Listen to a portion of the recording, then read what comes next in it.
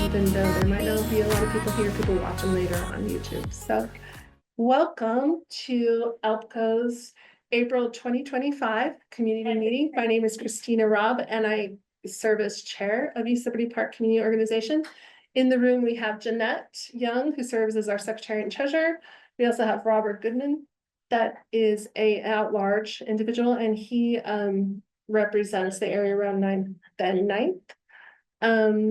And I don't see any other board members online right now.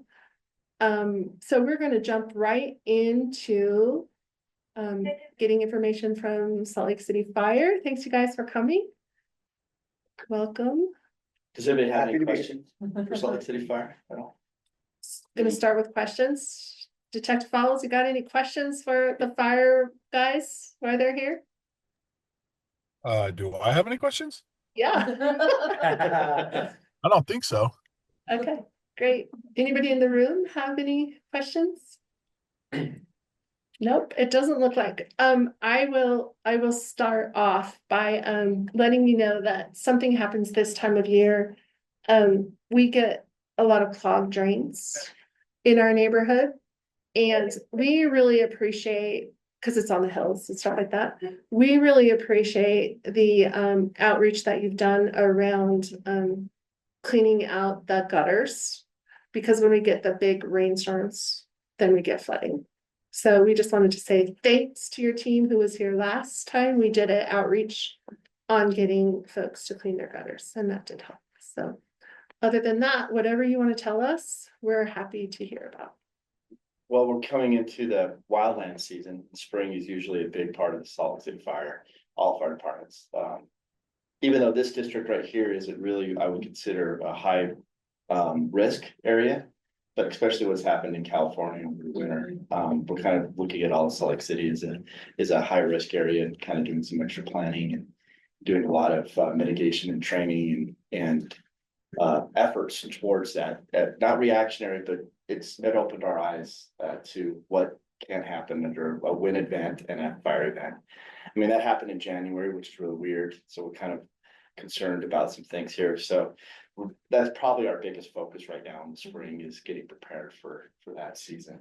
And we hope, cross our fingers, that we don't have something like that, because that was catastrophic for that city.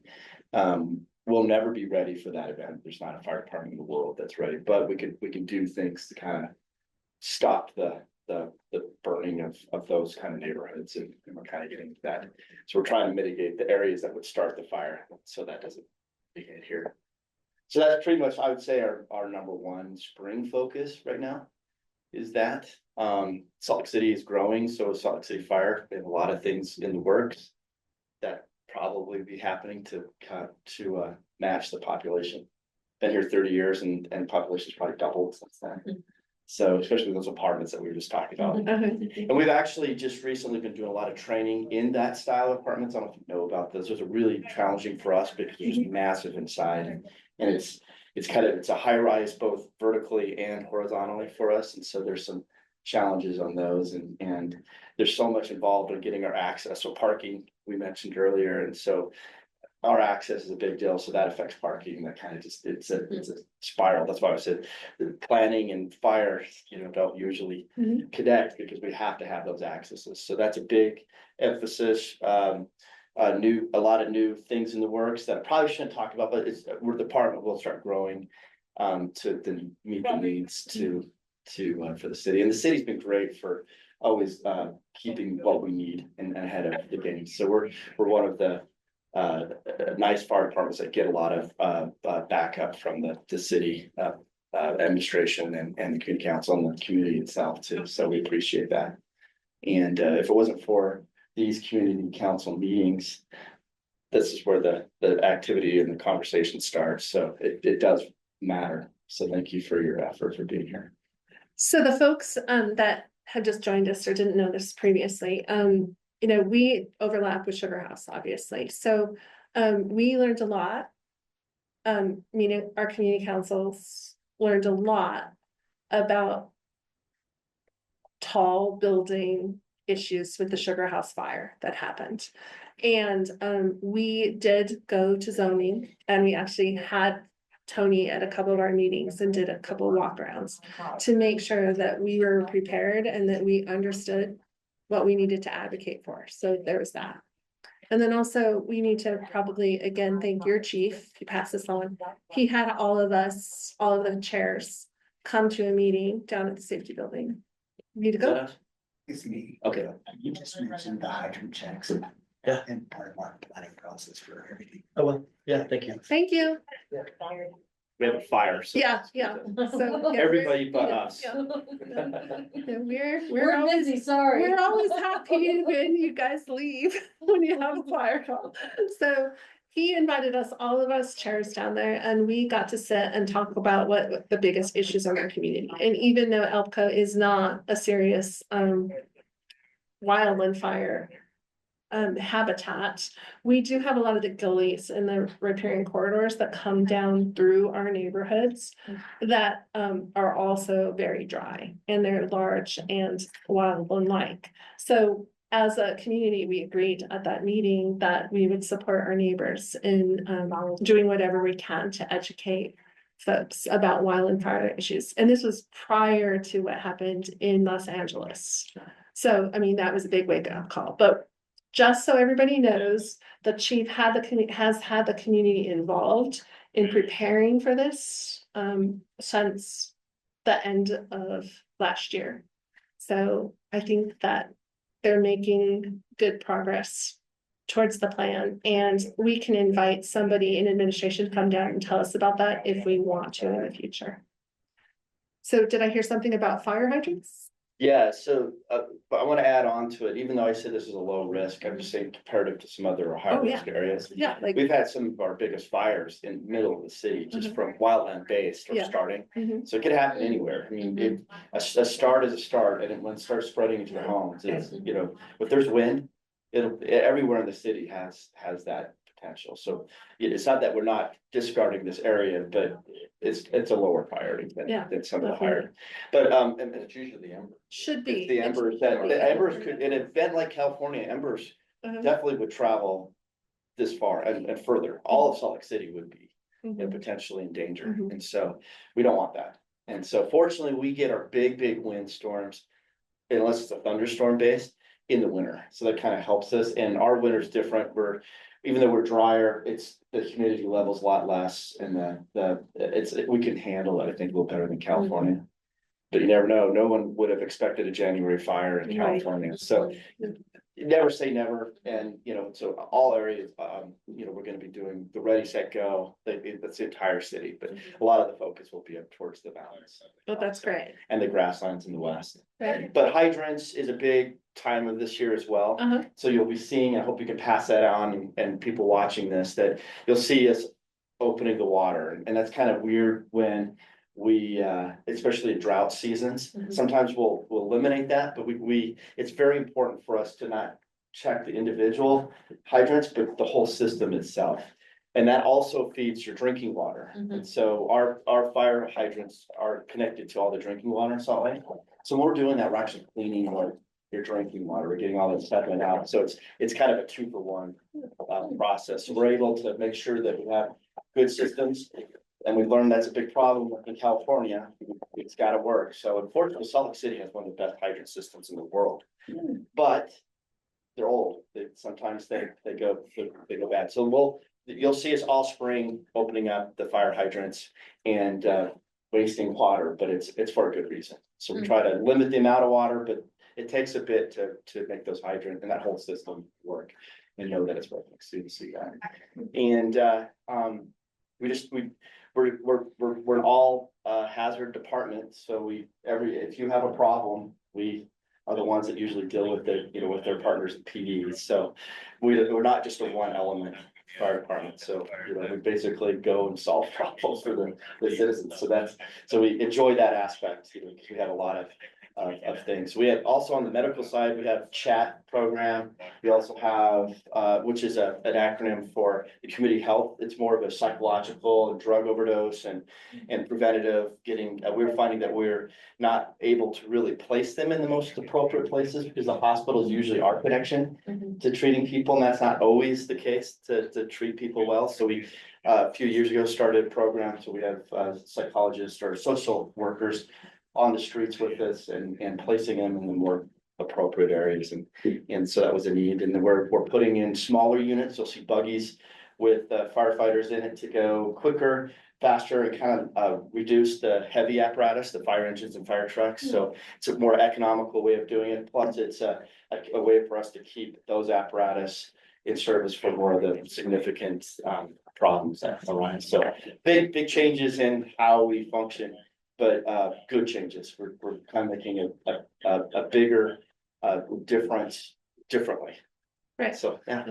All right, so a couple updates that are local to us. Has one's gone back to onesies yet? Or- Not yet, so Okay. we're having a big party at 5 every night. All right. So we have a company one, so that's 2 apparatus and 5s there, so there's 3 apparatus at that station now, which is great for now, but we were told May, Okay. so it's on schedule, Mhm. which is remarkable for a government contract. It is, but they're the first time to service us, so they'll learn to slow it down and be way behind, on the next project. So one's is coming, if anybody online or here doesn't know about that, we had to extend the back of one's station, or the bay, in the fire service It's down. apparatus just get bigger, just because we have new ways of handling certain situations that requires more tools. So basically the fire apparatus are just getting larger and larger and larger. So we grew out of that station basically. So they had to, which is hard to do, extend the station. So that's the main project. Plus they're putting some more gate work, more security area for that area. So should And be is done. chat then still gonna run out of 5s? They're not currently at 5s, but I believe they'll go back. Now that I said that, however, that is always under review. Okay. And they're trying to place them via stats, so they're gaining stats, but they'll be placed where they feel the need is the most, and that can change at any time. So that currently, that when ones goes back to ones, then we'll have room for chat. Chat will come back to 5s, is the current plan, but that could change at any time based on the need. But I think, I bet because where 5s is located, it's kind of surrounded by other areas and other stations. My guess is they'll probably stay there for a Go bit. back there. That's my gut feeling. Great. Any other questions? All right. Well, thank you so much for coming. It's good to see you, and I'll be in touch about. And say hi to Lily, her daughter to everybody is in medical school. It's pretty cool.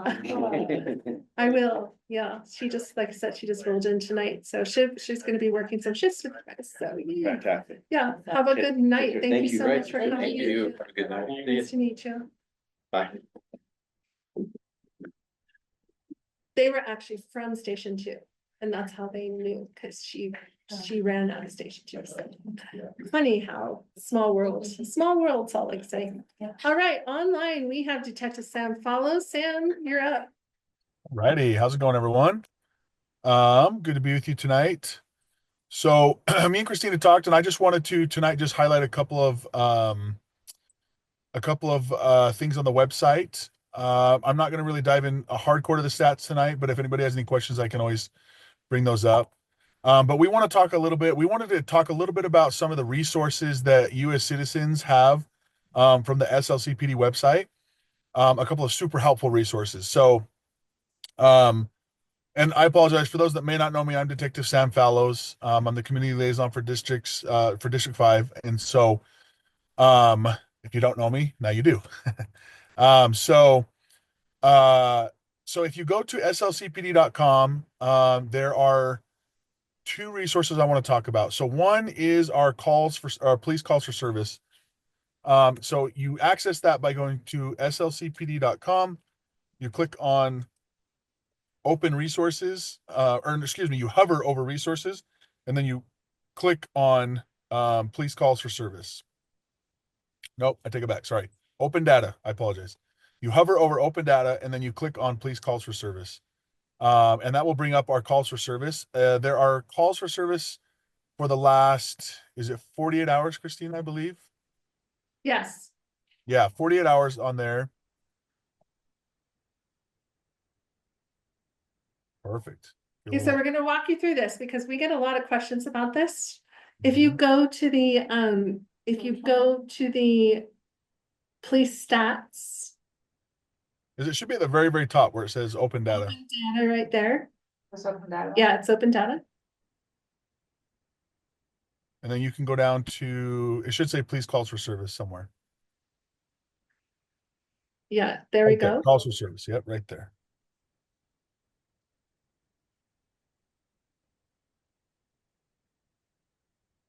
We've learned so many things. There's so many cool new things that we've learned about. So the area that he's talking about is, up here on the top, there's these drop down bars. And a lot of folks didn't know there was drop down bars. And this was,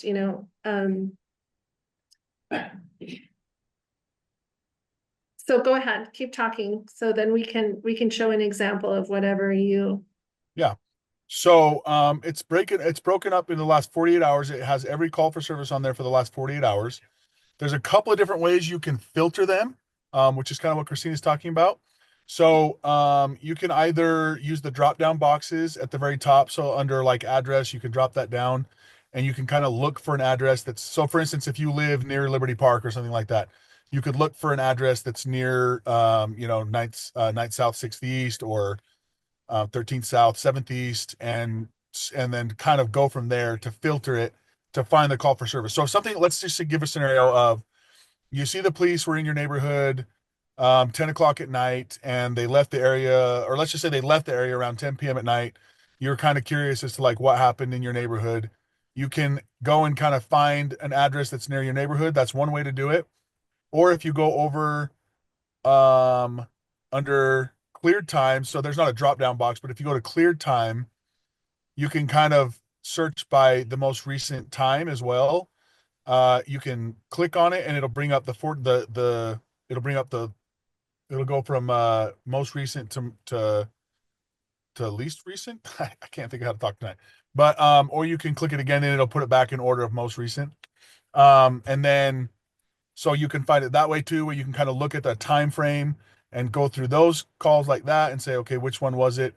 You can also go to dispatched address and you can click on that filter and it'll filter the addresses like somewhat alphabetically, and you can kind of scroll down and just kind of look through the addresses that way and kind of see like, hey, what's going, was it, it's another way to find it. But when you do find it, so let's just look at that Glendale Drive 2 up from where you're at. Just look at that one just to see it. So it'll have a case number right there. That's the first thing. That's the call number is the case number. It's the same thing. We can see that was a drug problem in the area of the 1100th block of Glendale Street or Glendale Drive, excuse me. And that's what the call came in as. So we got that call for service. It came in as a drug problem. It cleared as an impound. So the officer went out there. They did some kind of an investigation. Maybe the vehicle had, I don't know exactly what happened, to be honest with you guys, but making this up a little bit as we go, but maybe the vehicle had like some no insurance or something like that. So he impounded the vehicle and that's what the call was cleared as. So it's important to distinguish those two. I want to talk about that importantly because let's say you get a shots fired in your neighborhood and you hear some loud pops in your neighborhood and you're like, man, was that gunshots or was that like fireworks? Like what was that? So if you go and you can kind of find the call for service and go, oh, and I believe this is updated every 15 minutes, I think it is. I want to say it's pretty real time. It's pretty darn close to real time. So if you go and you find your address and you find your call and you go, oh, yep, there it is. I just heard that. And on the left-hand side where it says initial call, let's just say it says shots fired. And you're like, oh, okay, there was a shots fired. but you go to the final call type, and that's the most important because that's what we as a police department determined it to be. There's a couple of different things it could be. If it was indeed a shots fired type call, it's most likely going to be cleared as what we call like a weapon. It'll say like weapon shots fired, or it'll say, or if you see that it's like, let's say it's an aggravated assault or something like that, you'll be like, oh man, someone like probably got shot or something like that. And then if, but let's say you look and it says, you guys see where it says pub ord free text. That means basically that we cleared it as a no case because that means that we didn't find a problem. So if you see that the pub order free text, you can kind of look up a little bit higher. You can see it right there. If you see that generally means that what we looked for was unfounded. Generally, is what that means. So if you see those things in your neighborhood, in your calls for service that you found near your address, that will give you an indication kind of like, oh, was it real or was it not? It might even be cleared as like, let's say it was a fireworks call, and the officer might just clear it as fireworks, and you'll see that it'll say fireworks. So it'll be a little helpful when you're trying to kind of get an idea of like, man, what was that? Or I mean, even like, let's say a traffic accident that looks pretty bad at the intersection of 8th South and 12th East right there. You can Sunnyside and right there in that area. You can look that up, and if it's cleared as like a hit and run or something like that, that'll give you a little bit more information. It's like, oh, that was a hit and run, or oh, that was a traffic accident with injuries, or traffic accident without injuries. So it can kind of give you some of that information that you can find on your own without really having to worry too much about like trying too hard to find it. So again, slcpd.com, you go over open data, and then you click on the police calls for service, and it brings this up. You guys can mess around with the filters, just trying to, kind of look through them that way. So that's one good resource. Does anybody have any questions on this specific one? Online or otherwise? I'm going to stress a couple of things that you said, just to clarify. So in East Liberty Park, recently, when just, first of all, I just want to say something that we've learned, that just because it's a pub or, free text or something like that, doesn't mean it was an unfounded call. It just means when the police or the patrol came, that they couldn't find the evidence or of it happening. Either it already moved on or those kind of things. So we just need to be clear, because we have this new safety plan in place from the mayor, and they have put out some new technology in form of a map that people are confused about. So we're trying to clarify all of these details for the folks who are using the web right away. So the second thing that Detective Follows said, we will often get a call or an email when there has been a lot of police presence in our neighborhood. Now, a lot of that lately has been warrants. And sometimes people go into warrant situations with guns out and things like that. Police show up. So that, or, police will show up for domestic violence in our neighborhood, things like this. So the neighborhood wants to know, are we safe? Can we go outside? Right? Or oftentimes rubberneckers will want to all go outside and see things when it's not actually safe for them to do that. So we're trying to encourage people to utilize this resource more. So one, they're not in the middle of a crime scene because they're interested in finding out what's going on. Or two, they're not getting in the middle of a warrant serve, things like this, just, check the website first. And Detective Follows has been helping us make it easier for East Liberty Park or park folks who end up calling us or emailing us to try and get this information. So hopefully this will help, and we'll keep training folks on this, tell your neighbors. So the other really important thing that Detective Follows has been helping us try to understand is when something, it won't show up until it's cleared, right? Is that still accurate? I believe so, yeah. Yeah, I think for safety reasons, it won't show up. So it does update every 15 minutes, but that's from 15 minutes from when the call was cleared. Right. So that is another thing that a lot of folks will say, that I called the police and they're not responding, or it's not showing up on here. And it won't show up until the police have left the area, so that, again, people don't get involved, both for obvious reasons that, security issues, but also for privacy issues. Did I cover all the things we talked about there before you move on, Detective Follows? Yeah, I'll just say one quick thing on when you mentioned that unfounded. So that's a little bit of police jargon on my end, so my bad. It doesn't mean we don't believe you or that we don't think it happened. It just means that um Christina said, we couldn't find necessarily the problem, right? So like for instance, if it's like, oh, there's a suspicious person, they're pulling on door handles, and then we show up to the neighborhood and they're gone and we just can't find them, we're going to clear that as a pub order and free text. But yeah, it doesn't mean that we don't believe you. It just means we couldn't find the problem, essentially, basically. So yeah, that is a good clarification. I appreciate that. The police jargon comes in sometimes. We don't think about that. Um, okay, perfect. Any other questions on this part of it? Doesn't look like it. Okay, so we'll move on to the second resource. So this resource that I'm going to talk about is new. Just give a couple caveats here. It's a new resource that the police department has put out very recently. So there are some bugs being worked out of it. But it is a great resource already, but it's gonna be really awesome once everything's just running super smooth. So if you do see like an issue with the website, you can just reach out to me or Christina and just say, hey, I noticed like when I was messing around with this CrimeStat website, I noticed like there's a glitch or whatever. And then I can pass it on to the people that run the websites and get those, like, fix those bugs in our department. So this website is again, everything I always talk about, and I always say this, but everything I talk about can always be found on our just slcpd.com. And I I want to stress, like, these are way better resources for you all than any of those. I guess some of them are free, but most of them are, you either pay like a little bit of money or whatever for, like, the Crime Watch websites. Those are not good, because what they do is they use that initial call type like we talked about, if you guys remember, and that's all they use. So you're going to get a crime you're going to get a crime alert for like a shooting in your neighborhood, and really it was a fireworks, or something like that. So they're not very accurate, and you half the time they cost money, and it's just, this is 100% free for everyone. The department puts this out, um, not only just for transparency, but just as a community resource, which is phenomenal.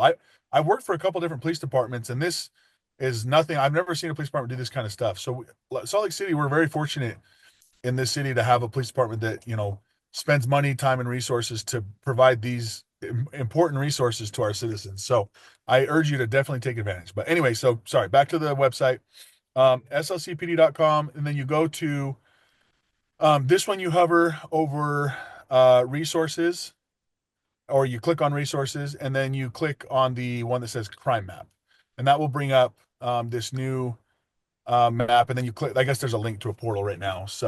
Um, so what you do is, what this is it is similar to the calls for service, but these are the difference is these are actual reports. So these are things that happened, that are verified. So you won't see any kind of public order or pub order free text. You won't see any of that here, because these are actual crimes that occurred. And then a report has been written. That's where these come from. So the really cool thing about this is you can, do we find it? It'll kind of be, I think it's alphabetical. So It's under the resources tab. yeah, it should be resources. Like, just hover over resources. Don't click on it. Try that. And then go to the left and then see where it says crime map right there. That's it right there. Yep. And then click on that little link right there.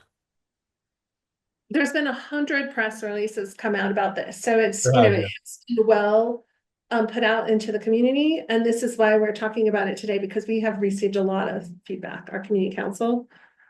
Go ahead. Perfect. So yeah, so one of the coolest things that you can do is up where it says community council, and they actually asked for my input on this, and this is one of the things I asked them to build into it, because I know how important it is for my councils to be able to kind of filter the information to your community council specific. So if you click on East Liberty Park, Can you do the East Liberty Park and ECC one? Because we have an overlap there and they split it out. Yeah, you can click on both at the same time. It'll be fine. East It'll be Liberty Park and East Central, do you see that one? That's the one that we would use. perfect. Our Yeah, community. so what you can do with this one that's really cool is it'll filter it down to your council, which is obviously where you live, right? And then you can kind of zoom in on the map a little bit, like you could find your address if you want to, and then you can kind of these dots. So there's never, just so everybody understands, for privacy reasons, we're never going to give an exact address of where something occurs, right? So just for privacy reasons, but that's why all the dots are on intersections. But essentially you can click on one of these blue dots. You can just click on any one of them. The orange, I believe the orange dots, let me look at let me make sure I'm saying this right because I don't see the wrong thing.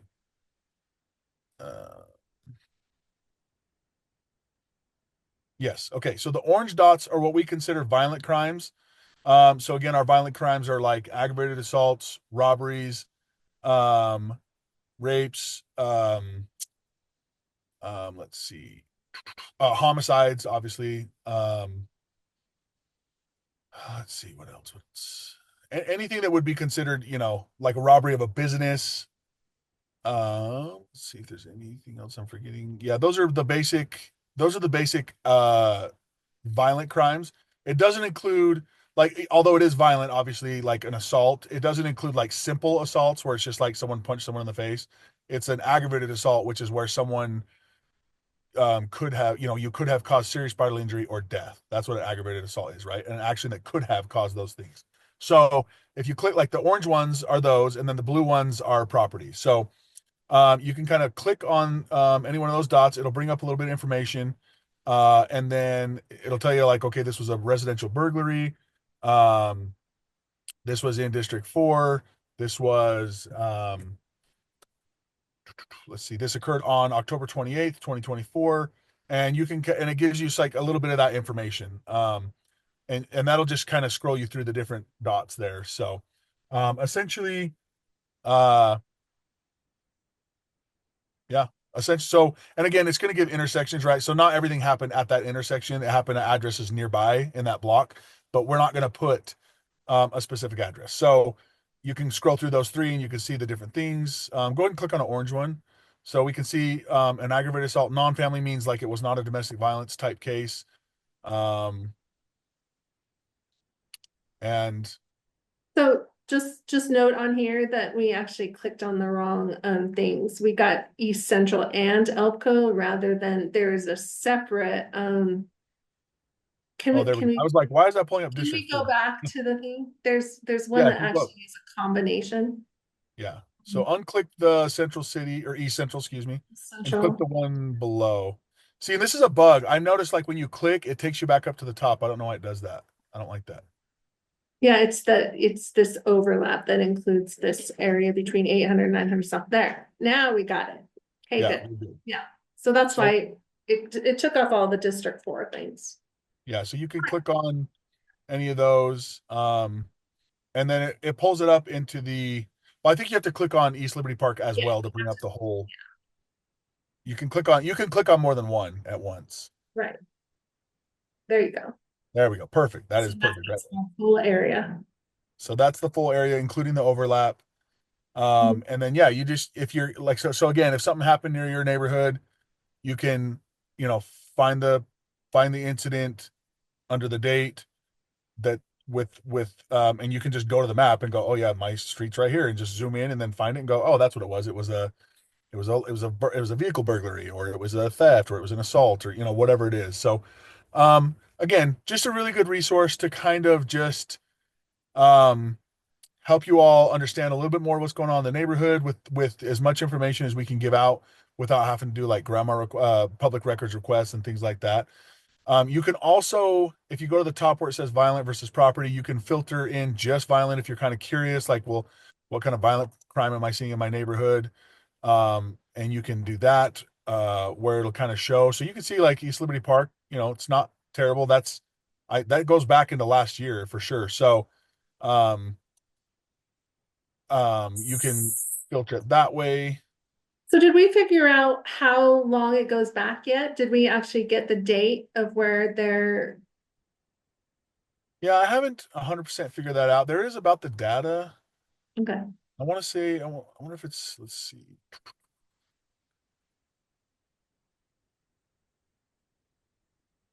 Well, we don't need to belabor that. Yeah, I'm It's not actually. 100% sure how back it goes, but I do believe it goes back a ways.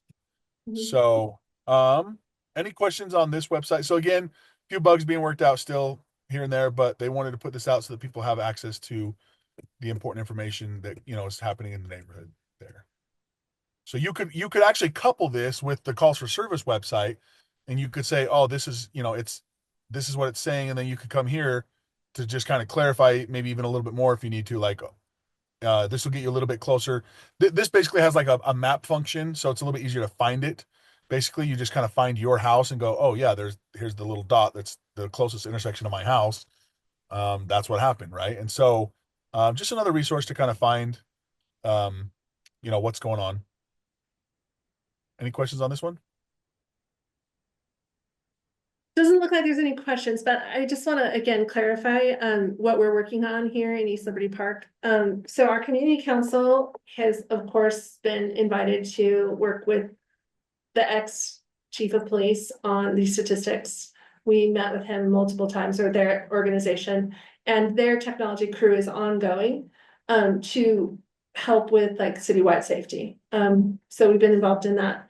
And with the new safety plan that came out as a result of the last legislative session, there are the safety dashboard, this new dashboard, and then there's also the homeless resource center dashboard. So we're trying to teach our neighbors as much as we can about these tools so that they'll know how to use them. So they'll know actually where to go themselves to find out information about their city. Because one, I get pretty overloaded, as we've talked about. Because I do kind of sit on some of these boards, of course, people reach out to me, which I don't mind, but just as much efficacy for our community members as possible is going to be helpful. And the more training we're getting from Detective Follows and the technology people down at the city, that's going to help us in all of these areas. And if there's no more questions on this, I think we'll just move on. Is that okay? Yeah. Okay, Yep, absolutely. great. So before you leave, I just wanted to be clear that Josh from the mayor's office, our liaison, district 5 liaison, was going to join us tonight. He actually fell ill, but he was going to do some follow-up with us on this because it's been pretty clear that not everyone is very happy that their phone calls that they have made are not showing up on here.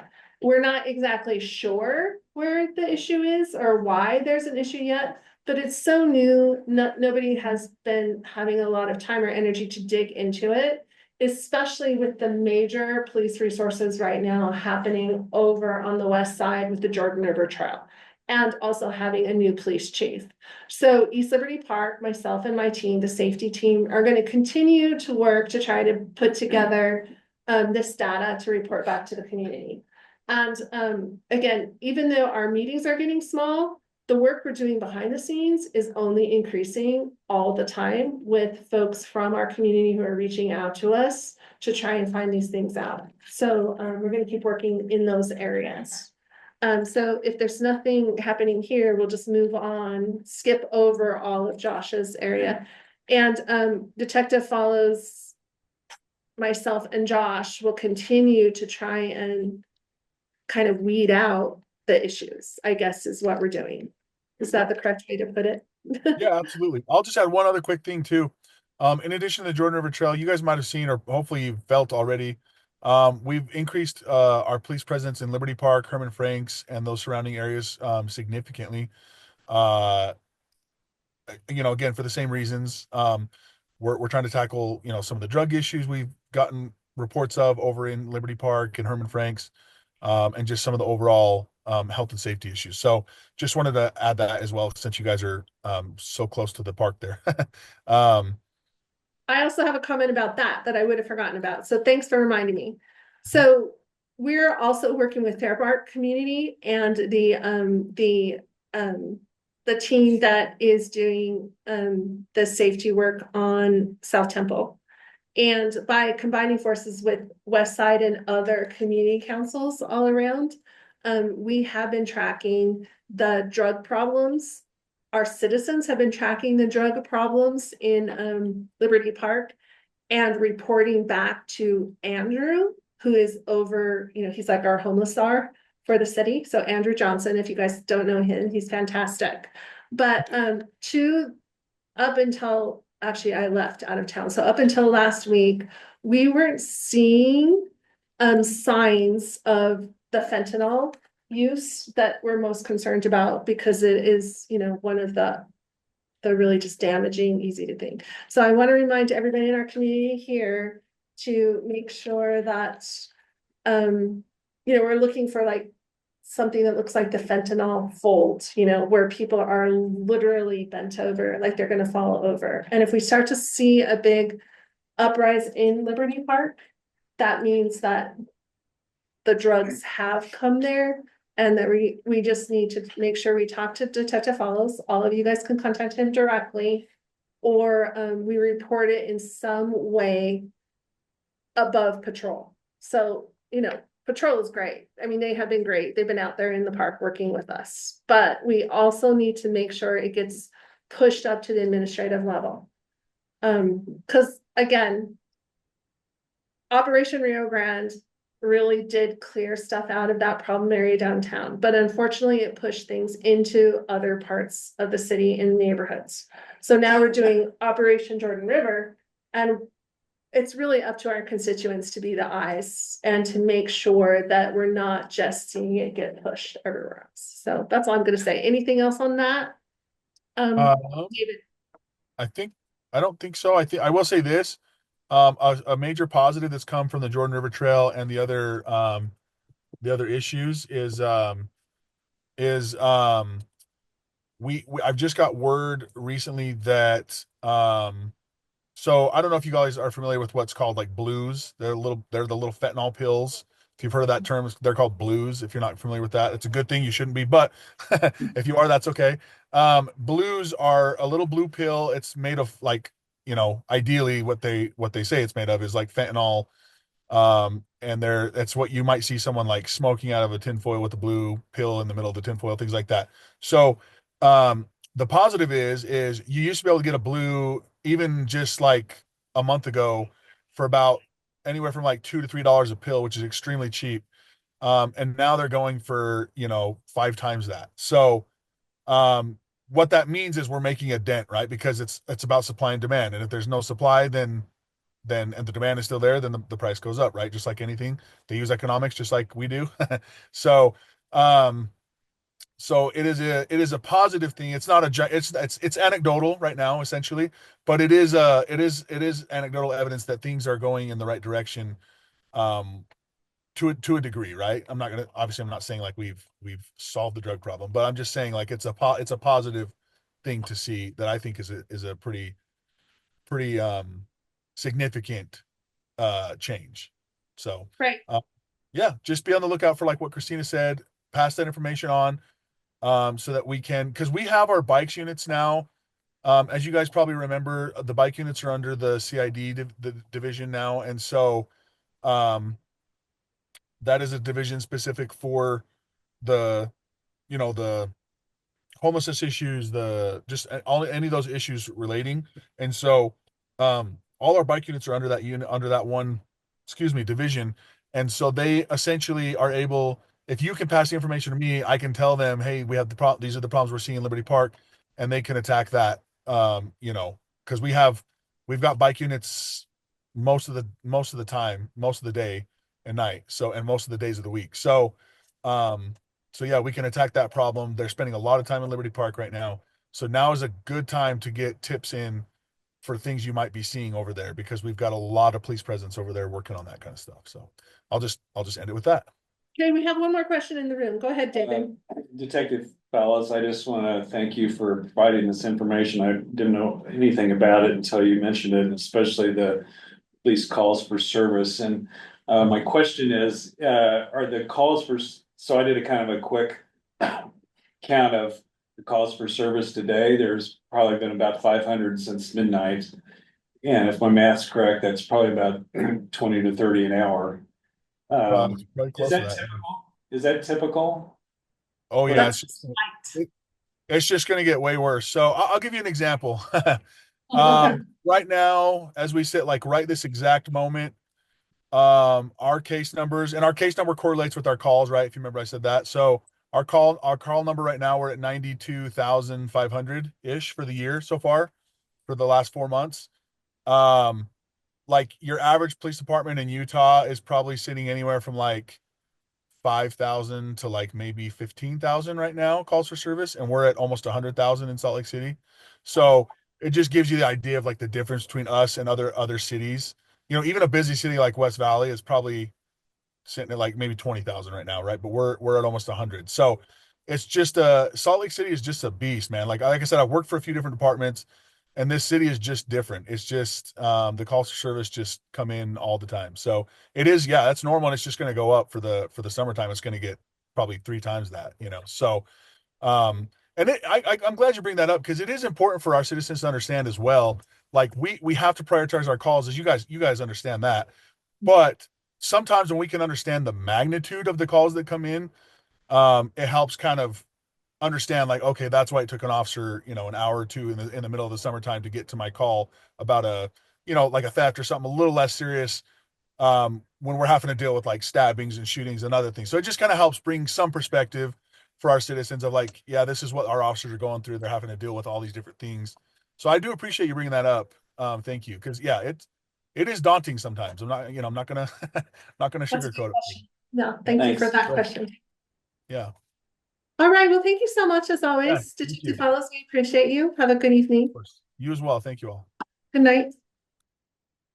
Okay, I'm gonna just make sure that we are looking at our agenda. Again, Josh isn't here, so we are just a little bit behind.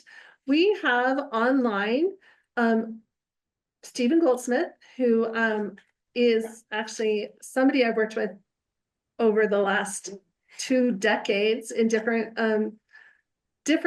public arts capacities. He is the designer of one of the designers of the Seven Canyons Fountain in Liberty Park. And Stephen was there, just happened to be coincidentally when East Liberty Park, Liberty Wells, and Central City did our cleanup 2 Saturdays ago of the fountain. As a reminder to our board and our team, this is a cleanup we do 2 times a year. We changed it from May to April this year, but we'll do it again in November. And we had great turnout. People were excited. And I am going to turn it over to Stephen to tell us all about the project and where we're at. And then we can talk a little bit more about where we want to be. Hey, Stephen, thanks for joining us. Go ahead Hi, and Christine. introduce yourself a little bit. Give us a little bit of your background. Well, first of all, my thanks for inviting me to join all of you tonight. And before I do just a brief introduction, I cannot overstate my gratitude to you and all of the other members of your community who went to clean up the Seven Canyons Fountain. I'm back in Oregon now, and I've been telling people about what I witnessed there, the quality of the work, the number of people were there, and just the dedication that all of you have to in your stewardship, obviously, of the entire East Liberty Park neighborhood, but to take the time on a Saturday when you all have so many other things to do, that was extraordinary, and I just cannot thank you enough for that. I was born and raised in Salt Lake. I um, founded the Art Space projects in downtown Salt Lake. I went on to teach at the University of Utah. I served for a time as planning director in the city. My commitment to the stewardship of the resources that the community has is evidenced by the joy and the privilege of working on the Seven Canyons project initially with Boyd and Lizzie Blackner. I was able to work with Jan Streifel on the daylighting of City Creek and the creation of City Creek Park. I did water features at the Primary Children's Medical Center, at the community college, and Gallivan Plaza. I've really had a privileged life to be able to touch so many places, and to now retouch, if you will, the Seven Canyons Fountain has been a long time coming. I have been working to make sure that the area is not completely erased, and I mean that literally, not figuratively. Um, Starting about 2017 with actually with my son, who came from New York to try to make sure that the planning depart the not the planning department, but the Parks Department would slow down their efforts to tear it all out. We were obviously successful, and about $850,000 was allocated in CIP money 5 years ago. And for the past 5 years, we've been trying to get Parks and Public Lands to begin moving forward with design and construction, and now we are fully underway. As of yesterday, 75% completion drawings have been submitted to Parks and Public Lands. The collaborators that I'm working with are Arcsidio, landscape architecture firm, and a contractor has already been engaged, and that's Wadsworth Construction. So we're moving rapidly to create this new way of seeing Seven Canyons Fountain, and it is expected to be under construction in July and completed no later than October 1st. That's the plan. So what I'm doing with the design team, and it's been a pleasure to work with Arcsidio. They are doing really good work with this project of many moving parts. So I have some goals, and one of my goals is to preserve the infrastructure so that if the political will ever comes into City Hall to bring it up as an operating water feature again, the infrastructure is there to do that. So many times when I'm in the park, looking at it, watching people talk about it. They don't know who I am, but I'm watching people talk about it, and then I'll ask them a question, or I'll have people just approach me who do know about it. Overwhelmingly, the community has wanted it to be running as a water feature again. And that is obviously a joyful thing to witness. But at the same time, the frustration is that we have been structured as a design team that it needs to be, quote, a dry water feature. So a dry fountain is a bit of an oxymoron. So working within that has been a challenge because, which we've accepted, because now how do we make it an immersive place without water flowing the way it always has? So again, one of my goals is to preserve this for future reactivation. We're going to be battening down the hatches of all the pumps and everything else. All of the pipes, etc., will just stay in place, but they will be completely sealed off. Another goal is to repair those areas that I'm sure many of you have noticed, whether that's the granite plaque that has Dr. Tanner's words there. There's a little corner of that broken off. There's broken concrete in certain places. I have to say that it's held up quite well for 33 years, considering the lack of maintenance. So one of the things that I'm going to be doing is using the fine art of kintsugi. I don't know if you're aware of kintsugi or not, but kintsugi is a traditional Japanese practice of repairing broken pottery. And the idea is that rather than replace them, you repair them. There's story in these objects, there's story in these places. And rather than go forward with the sort of cultural norm of tearing things down and starting over, we've even been hearing about tearing down a Bravenel Hall and starting over. What I'm trying to do is introduce that metaphor and the reality of repair by highlighting those places that are broken and showing that we can repair them, showing that stewardship, such as you're all demonstrating with your work, is a value that we have in our community. I'm not just projecting that on the community. I just know from my work there, working with community councils, working with others, that preservation is an important thing. So that's one of the goals that I will be introducing. Um, I'm also wanting to make sure that we can amplify a diversity of users. Even though in the first iteration, we made sure that people in wheelchairs had access to be in the water with others. I want to expand that. So I'm going to be working on a particular element of this that makes this a place where people who are deaf or hearing impaired, along with people who are in wheelchairs, can find a way to engage with the site that changes their relationships with the place. And this is going to be primarily with birds. So adjacent to the aviary, I think you're actually at the aviary now, right? Yeah. Mhm. So I've been working with people at the aviary on finding about 20 different birds, even though there are 182 birds that actually hang around the Canyons Fountain area, which I was just gobsmacked to find out there are that many that have been sighted there and are recorded there.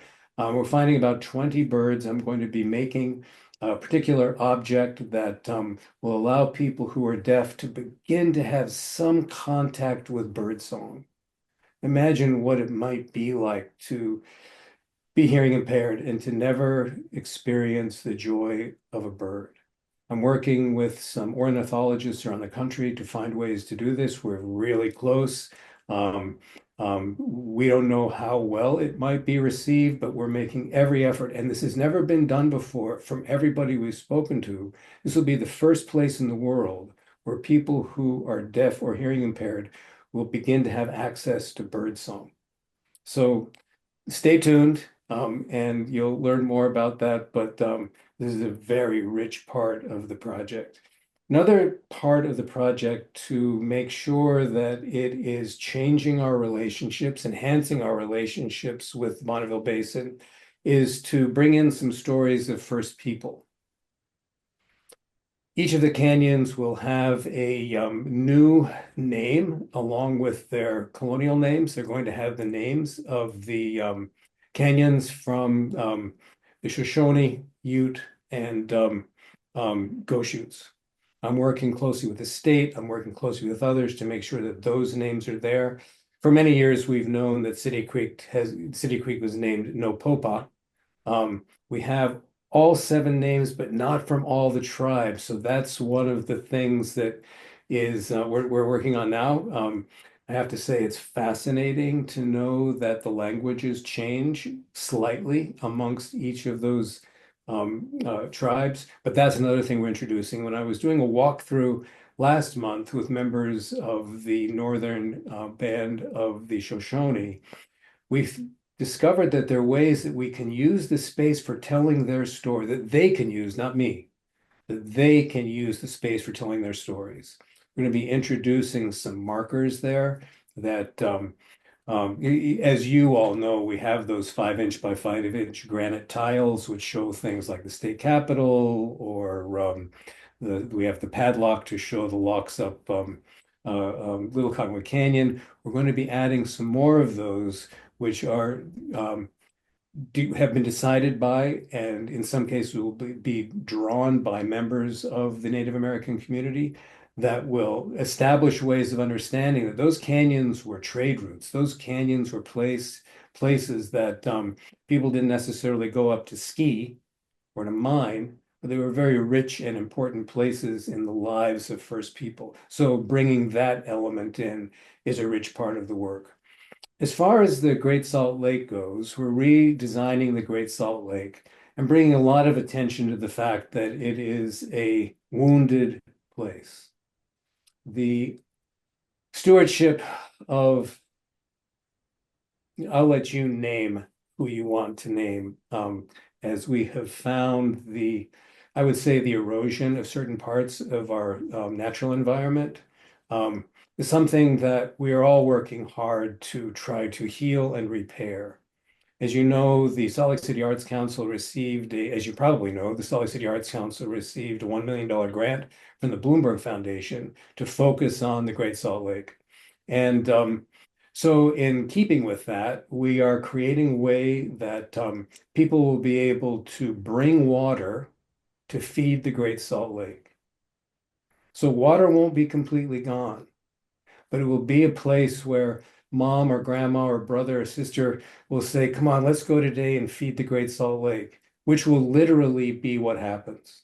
We're creating places, runnels within the runnels, where people will be able to follow the water down to a central spot in the redesigned Great Salt Lake, which will include a spiral, by the way. Spiral not only because of its indicating some memory of the spiral jetty, of course, but the importance of the spiral in Native American culture as a symbol. So there's going to be a way for people to come and even in the springtime to take stacks of piles of snow, place them at the headwaters and watch them melt into the Great Salt Lake. So following the way that our snow-catching mountains tell the stories about water in the West. So those are many of the pieces of this that are a part of what I'm working on now. I'll be back in Salt Lake again the week after next to continue working on the design process with Arcsidio and members of the planning office, Parks and Public Lands. But safety is a huge part of what we're working on. We're redoing a lot of the landscaping so that it is not cover for people, but provides a warm experience for people. Finding that balance, that sweet spot is something that we're doing. We know that it's a place that has a lot of attention now, in part because of the numbers of people who live around it. And even though the renaming of the Seven Canyons Fountain to the Seven Canyons Refuge is not a way to create a magnet for people to live around it. It is going to be a refuge. It's a refuge for people to come to reestablish their relationships with the Bonneville Basin, with that place in the park. So keeping it safe, keeping it welcoming is a very important piece. One other element that I do want to share with you, two other pieces that are important. Many water bodies in the Salt Lake Valley have been lost, destroyed, or ignored. One of those is Hot Springs Lake. How many of you know about Hot Springs Lake? There's one. There's one. Fantastic. It is so rare that I find anyone who knows about Hot Springs Lake. Hot Springs Lake is a water body that was a very important water body in the 19th century. People coming across the country on their way to California would stop there. They would stop there to bathe. It's adjacent to Warm Springs, and was a 3 square mile lake that is now where the refineries are built on top of it. So we're going to have a marker there to remind people to remember that some of these were sacred waters for First People, but also to think about how we are managing the hydrology of the Bonneville Basin. And one other piece that I think will be fun for people is that you all, I'm sure, know this because of your relationship with your neighborhoods. But Salt Lake City had 147 miles of trolley lines. 147 miles of trolley lines that ran through the city. They were all torn up in the first part of the 20th century. And that 147 miles of trolley lines was all powered by the hydro plant in Big Cottonwood Canyon, known as the Stairs plant. So we had arguably one of the greenest transportation systems in the country, where you could get on a trolley and get almost anywhere downtown, all the way out to like what is now 33rd South. In those days, you could also get out to the Great Salt Lake. People just don't remember these important parts of our story. And with Trolley Square only 2 blocks away, it seems like an important thing to remind people to remember. So in the new concrete that we have to place in part of the Seven Canyons Refuge will be a small representation, not too small, of the old trolley line with a marker that shows if kids follow it, it'll go all the way up to Big Cottonwood Canyon to the Stairs plant, so they can begin to imagine what might it be, what might it be, what might our future be if we're to think about mobility in our city, air quality in our city, and the power of water to move us. So moving us emotionally, moving us spiritually, and moving us physically as well. So, Christine, that's what I had for you tonight. I'm happy to take a moment to answer any questions. But I hope that this met your expectations for tonight. But that's great. No, that's what I was hoping to hear about. Is there any questions from anybody? Does anybody have? I have one quick question. It's not directly related to the project. Are you by chance related to Reverend Tom Goldsmith? I am not. We are old friends for sure, but we are not related. Like, Jeanette has a question. So you're only in the design process right now? You don't have any like initial renderings or illustrations yet? Oh, yes, we do. We have all kinds of, not all kinds, and we have the site plan that we've been working on with Arcsidio. I would leave that up to Parks and Public Lands to distribute to you. That's not my place to do that. But we're working very closely with them. And again, the landscape architects submitted the 75% drawings to Parks and Public Lands yesterday. So on that note, we're waiting for them to put that public. So we just wanted to hear from Stephen and sort of hear the idea behind it. So the next steps is that it will come out to the public pretty soon. It looks like sooner than I thought. So that's kind of exciting. All right. Well, Stephen, thank you for joining us. We really appreciate it. And we'll be in touch to get as many updates from you as we can. Very good. If any of you have any questions, don't ever hesitate to contact me. Christine has my contact information. Great. Have a Okay, good- enjoy your evening. Thank you. Bye. All right, up next, we have Evan Tidgen again from the Wasatch Community Market, the co-op. He was here briefly in the autumn, if you remember, but we get to hear about where we're at now in the process. So thank you for joining us. You're very welcome. Can you, with any speed, pop this in? Do you have a, This computer doesn't read USBs for some reason. and I don't have I a, think it's like a. I don't have a connection for a USB. Okay. So It's not totally I can essential. pull up like the website. yeah, so do you want us to pull up something from the website? Most of what I have to show would not be on the website. Well, there are a couple of pictures, but I wouldn't know where to tell you where to go. It's not absolutely essential. I was just gonna do mainly a question and answer session, but a little introduction first. I was here last fall. We've had some advancements since then, so I'll address that in particular. For those of you who are in attendance, I have some brochures if you don't have one already. My purpose here is to just explain to you who we are, what we're doing, to encourage you to join if you haven't, and to say that we are really pleased to be part of this community. Well, our home base is actually Liberty Wells, but you guys are right next door, so we're kind of part of the same thing. I really appreciate it. And thanks for the opportunity to speak at your meeting tonight. We are a member-owned, democratically operated co-op, the likes of which there are over 300 others in the country, and there are more all the time. So this is a very popular economic model that's growing. And but has been around for over 200 years. So it's a really interesting legacy and history that we're part of. To become a member involves a membership fee initially, and then you're in for life. What you get is the opportunity to be a part of a unique market, unique in that we will be more locally focused and organic sustainably focused than any other store. We will also fill a void in that there is no other major food outlet within almost a mile of where we're currently located on the Milk Block, just west of the park on 9th South. Most of you are probably aware of the location by now because you've seen it. Development's been proceeding at pace, and it looks pretty much on the outside like it's going to look. What we have to do is take down the construction fences and put up a permanent sign, and then get those doors open. That's the big thing for us right now.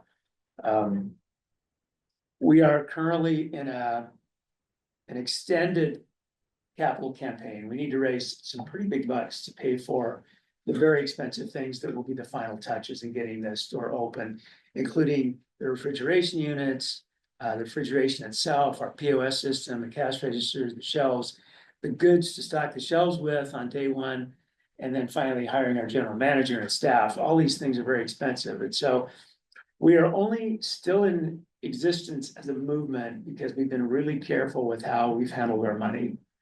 And so we have gone relatively slowly, but carefully, and that's got us to where we are today. And we're holding back a little bit right now until we get the funds we need to do the final plunge and then get the doors open with a full-fledged marketing operation. We expect that to happen at this point at the end of the year, probably November, December, pending funding in the next short while.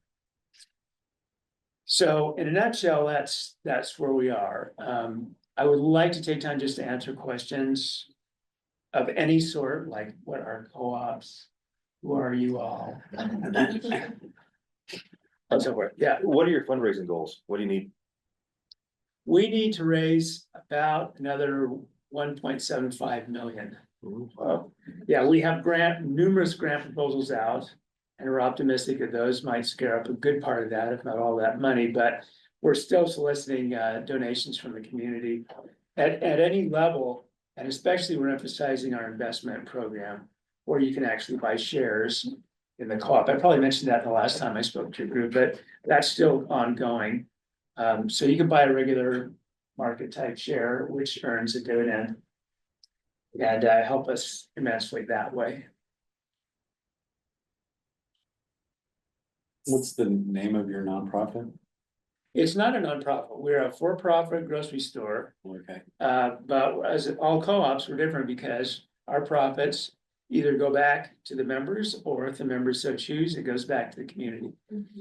So we are Wasatch Cooperative Market technically, but we're doing business as Wasatch Food Co-op. And all the links are on your agendas, so you can go and look not only about the co-op, but also about the Seven Canyons, just by referring back to your agendas. Yeah, good. Yeah. So anyway, that in a nutshell is where we are. Our owner, I have to mention, Katia Dang has been a tremendously optimistic and helpful figure for us.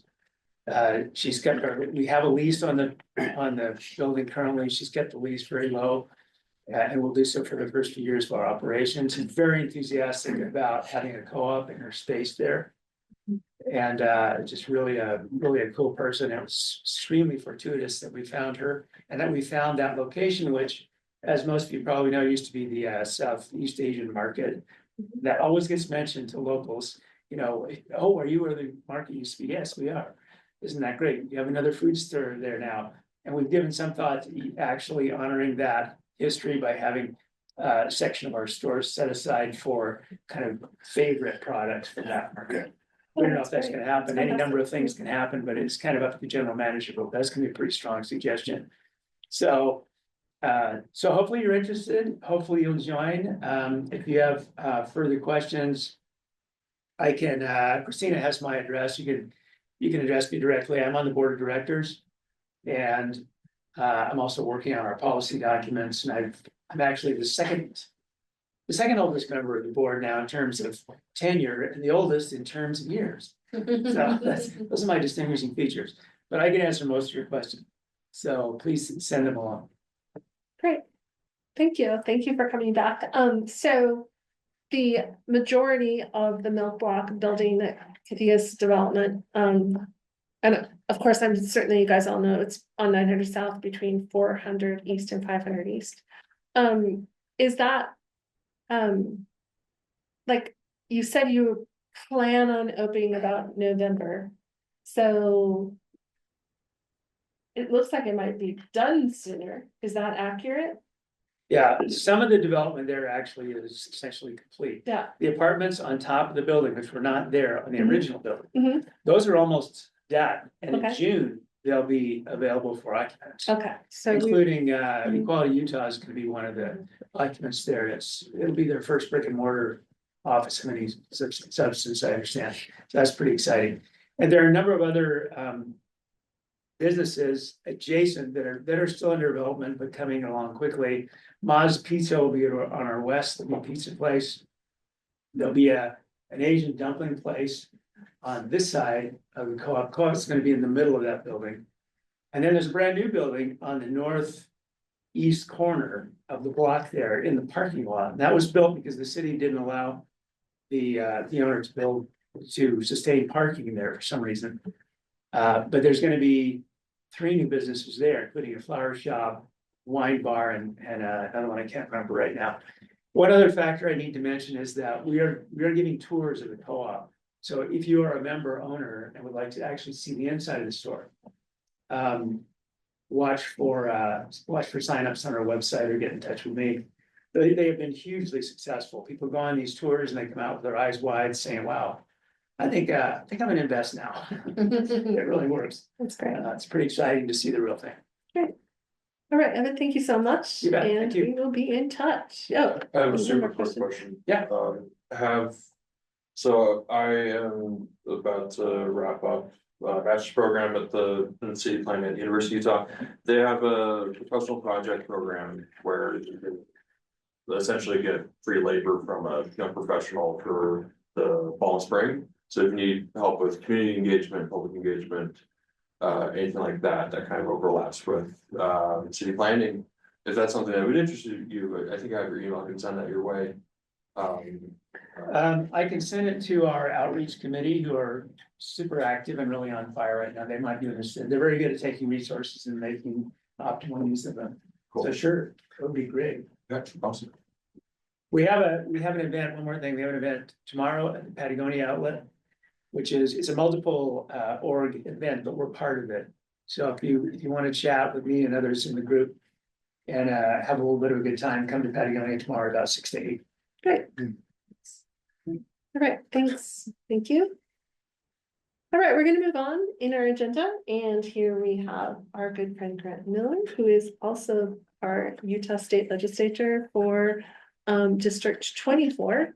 And just to clarify, there's been a little confusion about our boundaries, and Grant represents essentially 11th East to the west, so the biggest majority of ELPCO. But for some of us who are up there above 11th East, is he actually? It's on the boundary line. He's across the street. Right, The so, street he's just the first house out of it. so you're not in, so same with me. So there has been a lot of confusion about this. Just one street over from 8 South though, Grant goes all the way up to 13. So we've had to do some digging. And I think most people besides us are represented on our board by Grant. So I am gonna let you talk all about yourself. But Grant reached out to us, our community D5, about doing a legislative wrap up with some other elected. We were not able to get everybody into the same place at the same time. But Grant was very persistent, and we are so excited to have him be the major focus. So we're going to give as much time as you need to answer all the questions. So Awesome. yeah. No, and I appreciate it. I know most people here. What was your name? Jeanette. Barber? Sorry. Robert. Robert, oh, sorry. Mark that out. Great. And then Evan, I think I've met you many moons ago at a Liberty Wells Community Council meeting, perhaps. Probably did, I've been there. But good to see you again. And I don't want to, a lot happened in legislative session. So obviously I don't have the weeks it would take to lecture on it. I mostly want to just make myself available to the questions that you might have. Otherwise, introduce myself. Because Christina's right, I represent half of ELPCO. Because of the miracle of redistricting, we have very bizarre boundaries, and I represent House District 24, which is ordinarily a cube, but it does this weird thing where it ladders up. Sorry, I'll subject you to some bad art here. It kind of goes up 4th South up to 13th East, and then it goes down 6th South to about 11th. And then somewhere about like 2100 South, it goes down to 9th. And it makes for a really weird boundary. And then over here, on the other side of the boundary is Hong Wen, which is wonderful. But that means that you have to share a representative with Summit County. And I can't help but believe that some of these really wonky boundaries were drawn in a wonky way on purpose, but it's a little secret I'll leave with you guys. But notwithstanding, I Not a will. big secret in our neighborhood. I'll pass around my cards. This is a real phone number and I do check it as a real email address and I do check it. We'll get back to you. I'll get back to everybody. Just give me a second because sometimes it takes me a couple of days. I'm a public defender in real life. And that's, those are kind of two hard jobs to juggle. But figure it out. Quick recap. I mean, there's a lot on legislative session and I'll kind of zone in on a couple of things that I was able to accomplish, and I just kind of want to open up questions to you guys. Because there's a lot that happened at the state level, and there's certainly a lot happening in our larger federal politic. So I want to see what, if I can answer some questions, what I can, but kind of a choppy legislative session. There was a lot of whiplash. This is not a partisan meeting here, but I'm a Democrat, which might be shocking to you guys. And it was tricky going in. I was a freshman Democrat. And it's hard working with a super majority, hard but not impossible.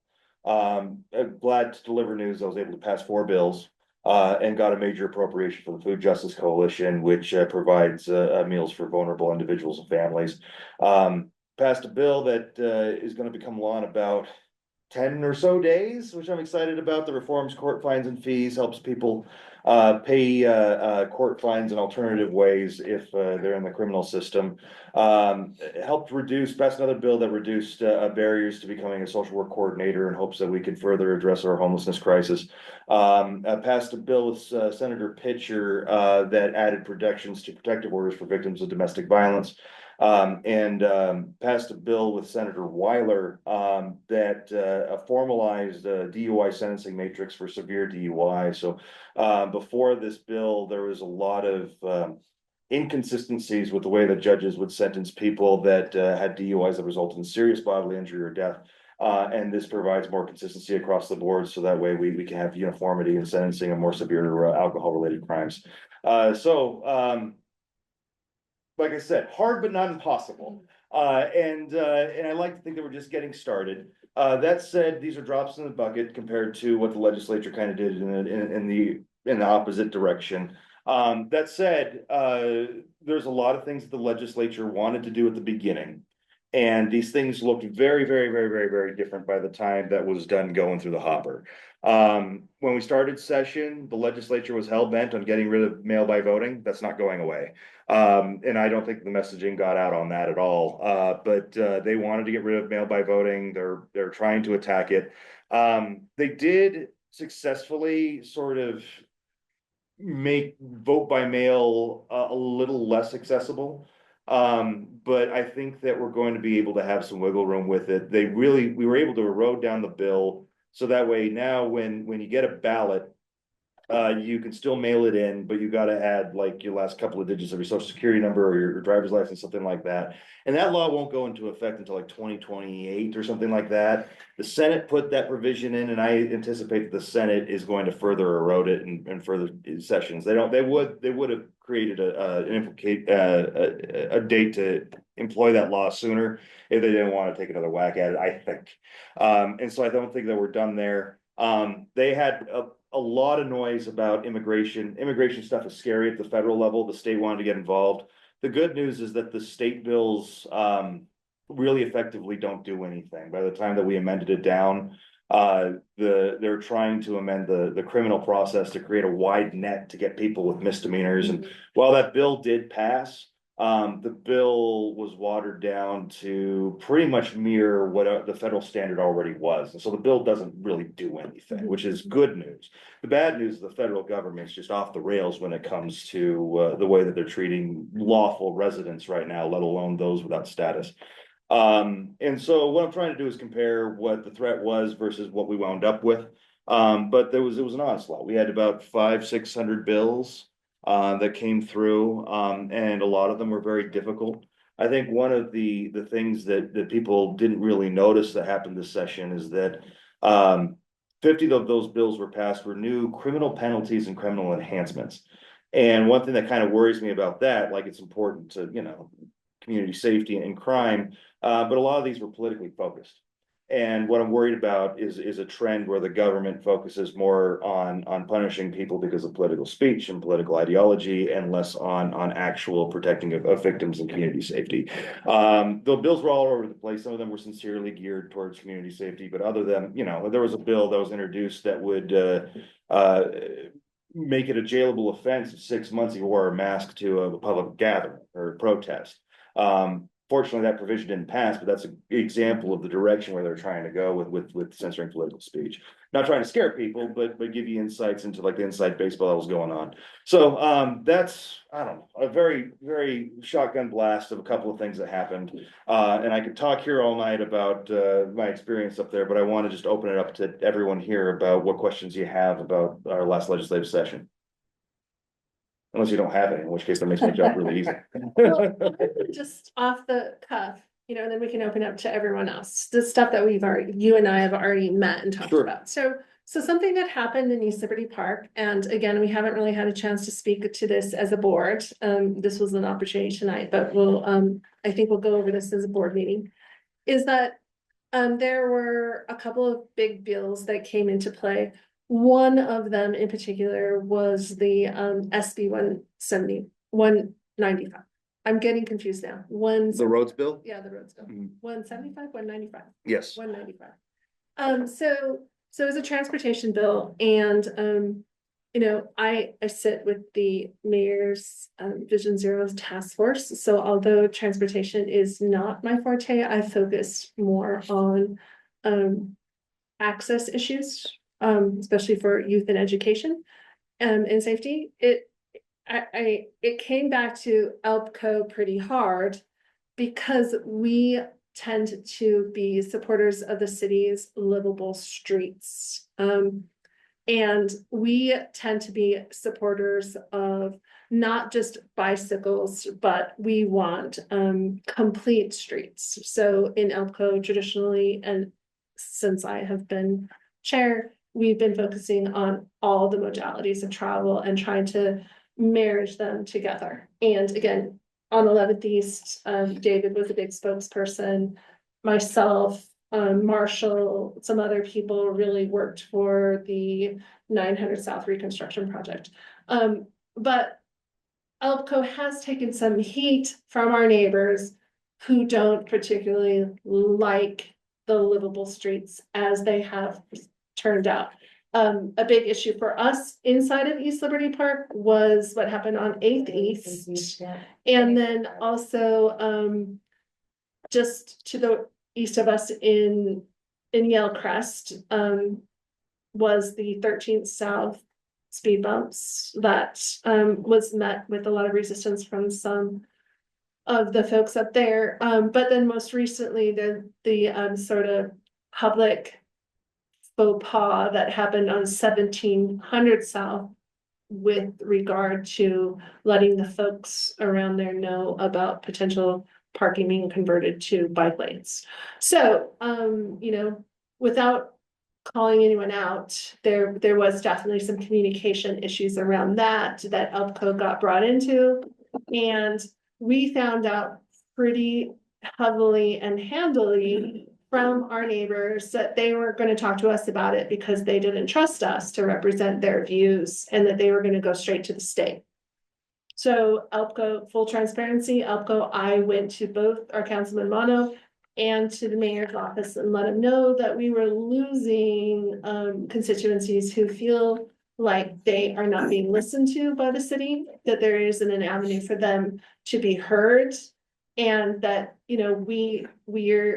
they were going to tell us about it, but they also didn't necessarily trust us either, right? So we let all the people with some power know, but unfortunately, maybe it was too little too late, or we didn't make adjustments, or something happened. And we all ended up at the Capitol building, neighbors on neighbors, all yelling and screaming for what we wanted, right? So what we got was this bill that, not as severely as it did in the beginning, however, kind of handicapped the city in its abilities to do livable streets or, complete streets, specifically around any sort of traffic calming or narrowing of streets or narrowing of traffic lanes that maybe would slow traffic. So, I think the kinks are still being worked out. I know for sure, I just met with the city, the people who are working on the plan, because now there has to be a plan produced by the city to the state. So a lot of people in transportation, but also like Bill Knowles, who we worked with a lot with street reconstruction, everybody's working on this plan. And essentially nobody knows anything at this point. But I met with Grant to let him know that, ELPCO wants to be able to work with both our state representatives and our city representatives. And we are feeling a pressure to choose sides, which we don't feel like it helps our constituents, because the state has all of the power to completely overpower the city anyway. So we have always been very supportive of the city and have worked really closely with the city to have our needs met, but we feel like they hear us sometimes. And it's a conundrum. So we wanted to toss this out to our meeting today, to some of the thinkers in the room, on how we can work with our representatives like Grant to help us, make sure that our constituents are at least being heard by our state leaders who will advocate for us as much as they can. So Call me, shoot me an email. I'm not even joking. No, call me and shoot an email, because I mean, it was a complicated thing, and all that stuff happened. That bill came through, last week of session was like when it finally hit the House. And everything was, flies through. The last week of session, this is ridiculous. What happens is they vote to suspend all of the rules, all of them. And they invent a new rule process where the House majority whip, so the Republican whip, controls what House bills goes to the Senate on the last week. Does it make sense? No. Is it strictly political? Yes. And so it's chaos. And then all these bills start going through a really funky process. And this bill was one of them. And it was really hard because I was looking for feedback from my constituents. I got a lot of people emailing me about, because go figure, the legislature is all about local control, unless it's Salt Lake City, in which case they're going to impose a new stadium and restrict our abilities to create bike lanes, etc. And it was kind of hard for me because the only paddle I had was to rely on my caucus leadership and the mayor's office to figure out where they were going with negotiation of that bill. And they got it to, they contained it kind of, they got it to a point where they weren't happy, but at least they could work on major thoroughfares. But some minor thoroughfares will be disrupted for the next couple of years while they do this weird traffic study. And so I can't speak to the specifics of the bill. Josh Roboyo probably could, and Erica, maybe you could, I don't know. What's the number? Senate Bill what? Yeah, and forgive me, the alphabet soup, I can't keep up with it, no one can. They all the controversial bills have a number, and then they haunt your dreams until the next session, and then all of a sudden they scramble up the numbers again. And so I just kind of know them by subject matter, as opposed to numbers, but there's some infamous ones like HB 77 is just like seared into my brain forever, as the bad bill that it is. But no, communication. And the other thing too is as a community organization, ELPCO, like reach out to me, come out and talk to me. You guys are my priority. I'm not lying when I say I read. I don't personally read all my emails. I have my intern help me, thankfully. But we flag people that we know are from the district, and I vote based on that. You get a lot of influence from left or right, but like I don't really care about what X, Y, or Z has to say. They're not the people who sent me up to the hill. So I'm very sincere when I say keep my card, reach out to me. Would you be willing to come to like a board meeting or Yeah, something? always. Okay. During session is tricky, but Okay, no, we can always. Yeah, always. Yeah. Right. You bet. Cool. I think that's just mostly what I wanted to get across, is that And this isn't just at our local level. I mean, we are hearing, I spent a lot of time up in Idaho, and this is happening up there too, is that if people have concerns about public lands, or, you know, in this case, we're seeing statistics that people with the concerns are not reaching out to their elected officials right now. And it seems like there's a lot of marches and things. But this process of contacting elected officials seems to be going down. People just aren't doing it. And that leaves a lot of openings for folks who maybe aren't representing the entire community, special interest groups, to have their voices really raised to the top. So I want to be clear to, you know, my board, as much as this people is here, is that, you know, if we have concerns, especially as our community council, we need to be utilizing our elected officials more.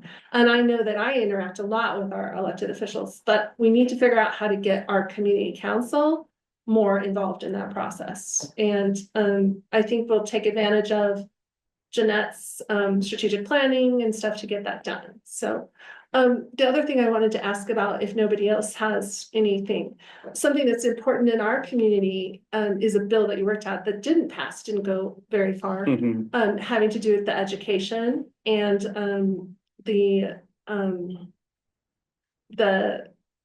what's it called? The chronic absenteeism.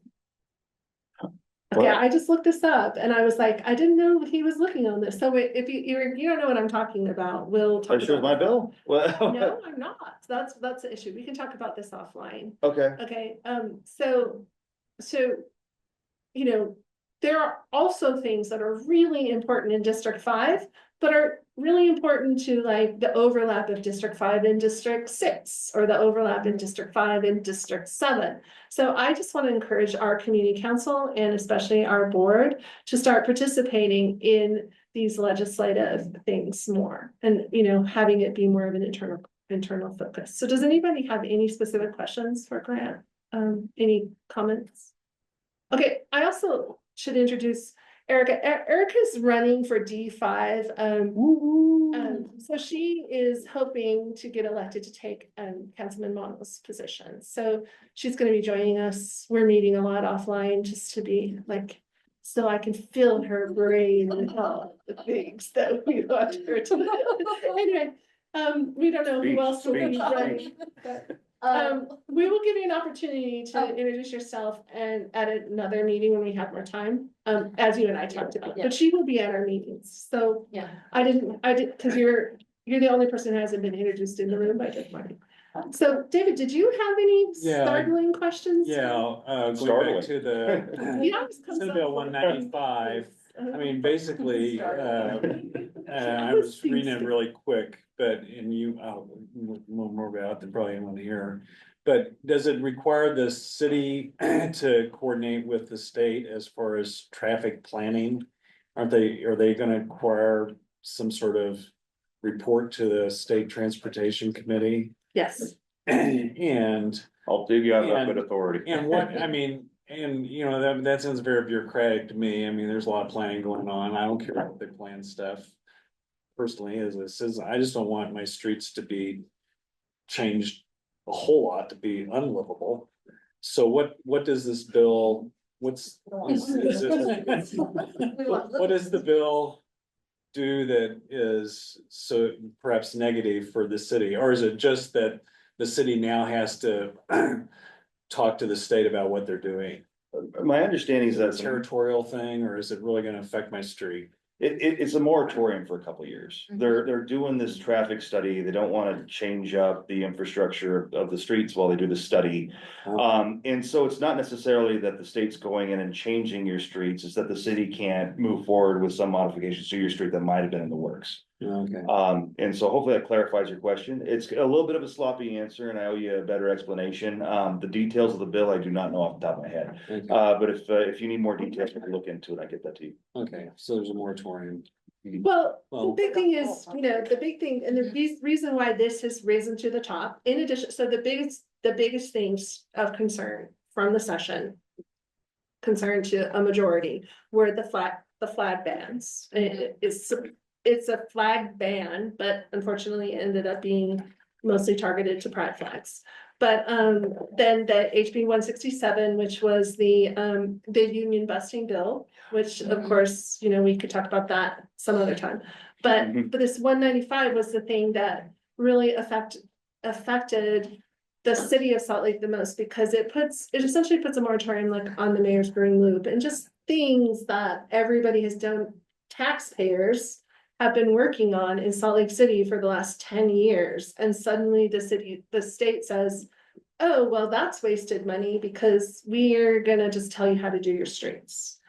Which was also in addition to the public safety plan that was like, and by the way, if you don't put together a public safety plan in 20 days, we're also gonna take over your police force. So it was, the reason why it was such an issue isn't necessarily because in itself, it's a huge thing. It's just a huge waste of time and money potentially if the state continues to restrict, especially in the ballpark neighborhood, not so much for us really, but in our, you know, in our arterials. But the biggest thing is that, and I think what Grant is trying to say without really saying it, but I can say it, is that there is a process that the legislature is going through of that it's restricting the city's power, but only Salt Lake City's power on one thing, and then the next thing, and the next thing, the next thing. So I'll endorse it, I'll say it with you. yeah. So that's more of the issue, Okay. you know, and again, we are the people who are paying the taxes. We are the people who are voting for the people. We're electing our folks, and basically our taxes then are just going on hold because of all the planning and all the wasted time and energy, staff resources, you know, everything just gets stopped by the state. So Okay, I've got two more questions real quick. One, are there creative ways to get around the flag statute? Yes. I think there are. And what would those might be in your mind? And then do you know of any education related bills that passed that might affect Salt Lake City school districts? Yes, so I'm gonna do spark notes on both. So with the flag bill, it bans anything but like a short list of like, you know, the American flag, state flag, and a couple of, you know, municipal flags, that sort of thing. And then all other flags are disallowed in this idea that the government isn't allowed to endorse any kind of political speech on any government premises. But it defines flag as a piece of cloth. So any facsimile of any sort of flag that isn't a piece of cloth is allowed. You know, you could make a flag out of, I always kind of wondered, like, could you make a flag out of like, you know, flexible plastic and then, you know, Paper. but certainly, you know, like, I think that quite frankly, a teacher could print out a progress flag on poster board and put it on the board, and that there's nothing to disallow that in the bill. And so just, and through that lens, the bill becomes just nakedly a broad attack on on us. But short answer to your first part of the question is yes, there are ways to work around it. To the education aspect, there's a lot that happened with education. One of the biggest things was the Utah Fits All scholarship. And are you guys familiar with that? Just real, what The voucher? voucher program. And so the voucher program this year was modified. It was dramatically expanded. It did some good things, like it actually added some policing mechanisms for people who homeschool and, you know, use their voucher to buy trampolines and ski passes. But it also otherwise just expanded the charter school programs, the voucher programs. And ultimately what happens when they expand these programs, it just siphons money away from our public school system. What happened the other day, though, is that UEA sued over the law and prevailed at the district court level. The district court judge decided not to enjoin it, to stop it.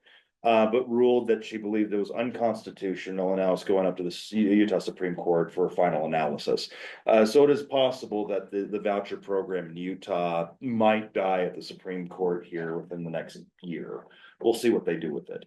But that was the biggest thing that happened with education. A lot of stupid things happened with education. You know, like Planned Parenthood got banished from teaching sex ed classes. There's a gun bill. Who teaches them now?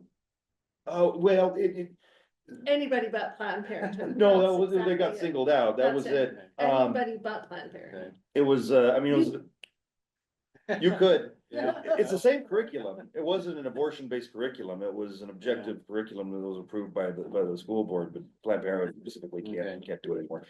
And then there was a gun bill to teach about gun safety. And what I originally thought it was like they were gonna take like K-12 or like K-6 kids and take them to a gun range, but that's not what it was. I talked to the bill sponsor, like, what are you doing? Is this hunter safety? He's like, no. And what the bill was actually a good bill. K through 6, what they do is they just say, if you see a firearm, don't touch it, inform an adult. This is what a firearm looks like, so stay the hell away from them. And that's good curriculum. I reviewed the curriculum and I'm like, oh, this is actually very reasonable. The problem is like there's so many bills, no one reads them, and the media picks something up and then it creates a scare, and then I get freaked out, and then I have to go, but like you go talk to the bill sponsor, you find out sometimes not so bad. Sometimes you figure out it's 10 times worse than it is. But hope that answers some questions. Some weird stuff got through. There was an omnibus bill that was for funding for schools, and it had some weird revisionist history stuff that I didn't necessarily love, because it took focus away from indigenous peoples and was a lot more pioneer centric. And I don't understand why we can't have both. Porque no los dos. Like let's honor all of our cultures here in Utah. And so that was unfortunate, and I didn't even know it existed in the bill until I read about it in the Tribune, which unfortunately happens because you don't have the time to read all these things. So anyway, that's hopefully answers some of your questions. Big one was the Utah Fits All program, and there was some other relatively minor tweaks, but generally in a direction that was kind of frustrating. Okay, thank you. Yeah, no problem. Did you enjoy it? I loved it. I mean, that sounds like a weird question, because it is a frustrating place, it's a difficult place. But I've been a public defender for about 8 years now. And the job for me isn't dissimilar. As a public defender, I'm used to just kind of having, being up against the ropes, not really having much of a chance to make much in terms of change for the people I represent. And that feels very similar in the legislature. But like knowing how to operate in the margins, you can actually make a lot of space to change policy. And so I did enjoy that. I learned how to work with the folks up there. You gotta talk a different talk, like there's definitely a Utah vibe up there. Like one day, you think these guys are like kids. And I swear they are. Like one of the last days that I was up there, they feed us dinner because we're up there late. Well, one of the last dinners we had was waffles and ice cream. Oh, just like Wild out. Yeah, That's sugar high. no, it was a sugar high, and I learned, in at the House chamber in the back, there's this lounge.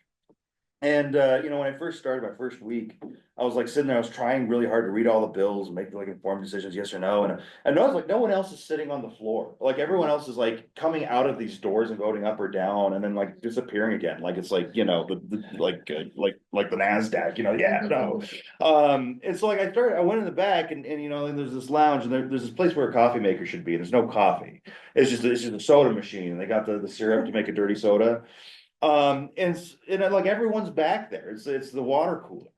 And so I'm like, how do you get in as a freshman Democrat? All these Republicans are talking. I just started hanging out by the soda fountain. I would just sit there and just be chain drinking Coke. And was like, if someone's freaking out about a bill that they had that was going down or a bill that they opposed, you'd hear the hot goss and just like by the soda machine. And so like I would just kind of mosey on whenever like one of these big bills would come up. And my ears would be burning and like, you jump in and then, follow the conversation to a back room. And then learned how to be effective that way, through the soda machine. Which sounds crazy, but that, it's politics, it's people. And so, learned a lot. And so through that I had fun. Learning how to build those relationships and how to use those relationships and build trust with people that you just otherwise would think are just absolutely wild. And find narrow places of overlap where you come together and link arms and they got it. I mean, so long that I was up front, I think the issue where some people kind of get sideways in legislative politics is when time comes to throw down, like how do you approach it?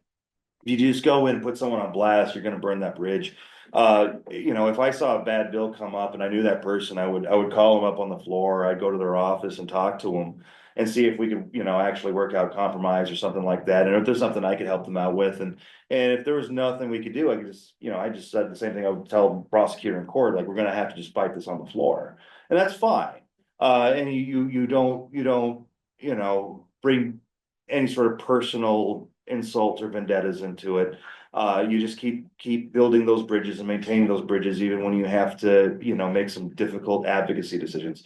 And so it's difficult up there, but also, it's a lot of fun, I think, if you do it correctly. And I think you can be very effective if you embrace,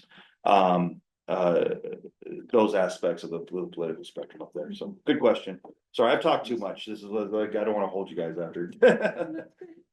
Does anybody else have any questions? Could I ask a question? Of course. So I'm curious. You're welcome. Okay. You have been told in the past. Thank you. We welcome you.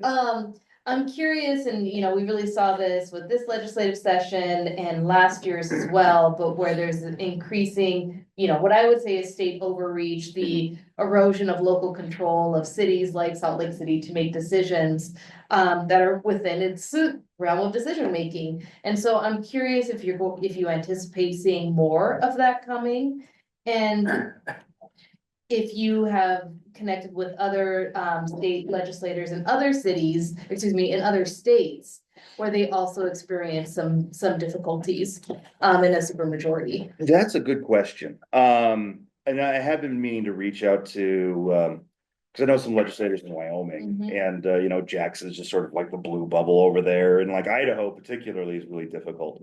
And I've been meaning to reach out. There's a conference of Western legislators that's coming up that I should be going to, and I hope to bring you an answer of like collectively how other lawmakers in other states handle it.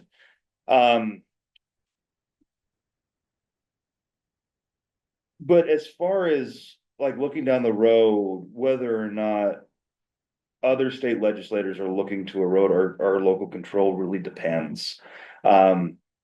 I was joking yesterday that I should introduce a bill to modify the infrastructure of Hooper, Utah, just mess with the speaker and see how it feels when someone else gets into your area and modifies your local control. But the local control argument has some weight.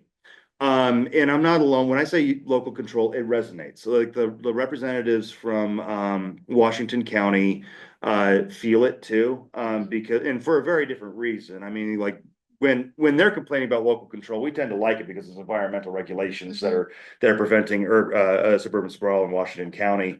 But as far as like the ideology, like I said, sometimes there's that point in the middle we can link arms, and usually you might be able to find an ideological space like local control and just say, hey, like, I mean, all the time, the entire state likes to talk about ballpark. And there are several bills that are like, we're going to do this in ballpark, we're going to do this in ballpark. And, I had to raise my hand and be like, guys, come talk to me first. Like, I'm the representative from this place. Like, I mean, you guys don't know what's going on. You just don't. And the hard thing is that I do believe that they're coming from a spot that they believe is good faith. Abraham Lincoln had a really good quote that was, it's not what people don't know that hurts them, it's what people know for sure that just ain't so. That's what the Rio Grande boys say. Yeah, that's the Utah State Legislature. And so a lot of it's just trying to inform, but it's hard to inform 75 representatives and just shy of 30 senators. that's a lot of people that you have to grab their ear. So I mean, the answer is it depends. It can go both ways. And it is a defensible position to kind of get the state to chill out about it. But the state also, you know, the problem is they don't care about Salt Lake City until session happens and everyone drives in and they're like, oh, we hate this place. And it's just like, chill out, guys. And so like, I don't know. It's touch and go. It depends on the issue. It depends on the hot button topics. Homelessness is a hot button topic. I'm glad that there's momentum. Directing that momentum to where it's productive has been difficult. The good news is that there's some really good voices up there that are guiding it in a good direction. There's also some people who really don't know what they're doing. And I do think that it's frustrating that lawmakers from like really rural areas that fundamentally do not understand the nature of our unshelteredness crisis in the city, think they come up with the idea. Like you mentioned, like the bill to infuse Salt Lake City with Utah Highway Patrol to just simply enforce the laws against homelessness. And I gave that guy a lot of pushback. I gave a speech on the floor, and we were able to negotiate something that gave the city a lot more leverage in that case. But I mean, the moral of the story is, I mean, law enforcement, yes, we need it, but it's not like Highway Patrol is going to arrest a person better than Salt Lake City Police. If Salt Lake City Police needs an assist, we can make that interagency connection, and that can happen at a municipal level and interagency level.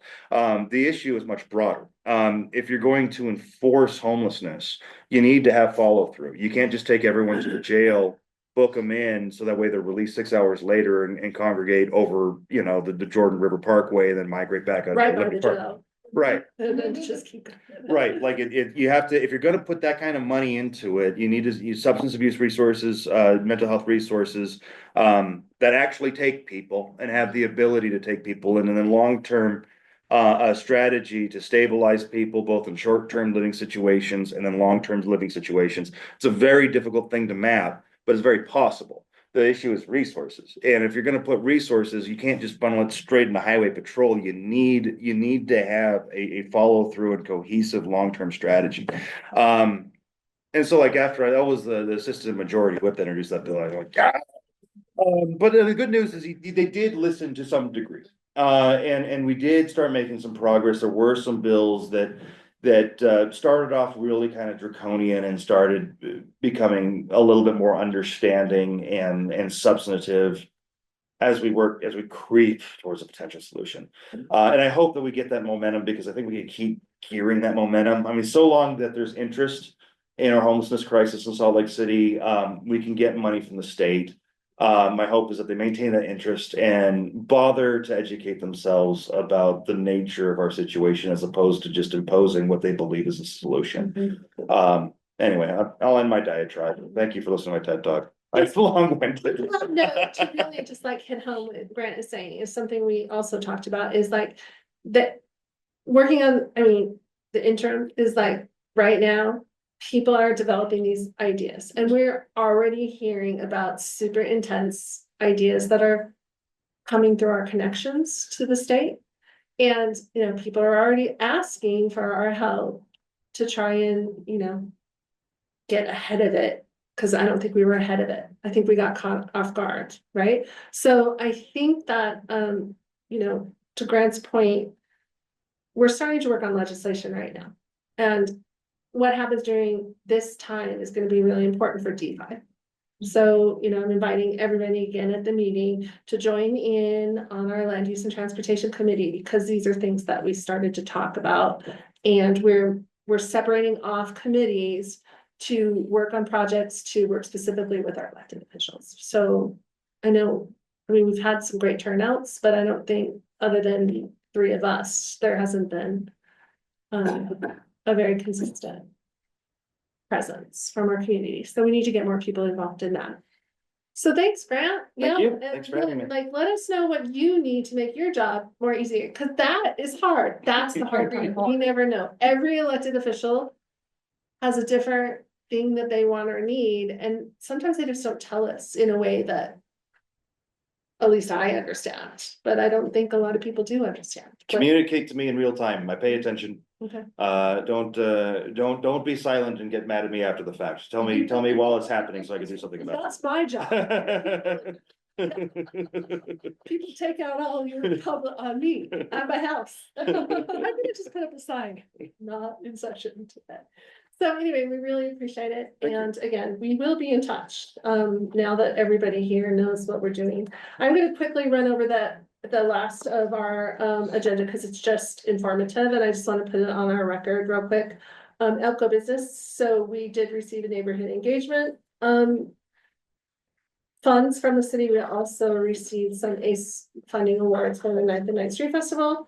We're gonna do a review of the community council meetings that we asked everybody to attend, so I guess everybody will get one more month to try to, go to some other community councils to see what you like and what you don't like.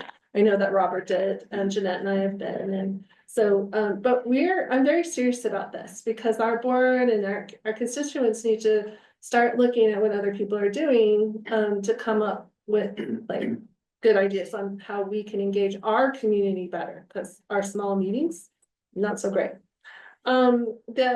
The big thing that has been coming across my desk a lot is the 700 East Tree maintenance. I did talk to Tom Millar from the Public Lands, and he in depth described how hard it is to maintain those trees in the center of a UDOT road.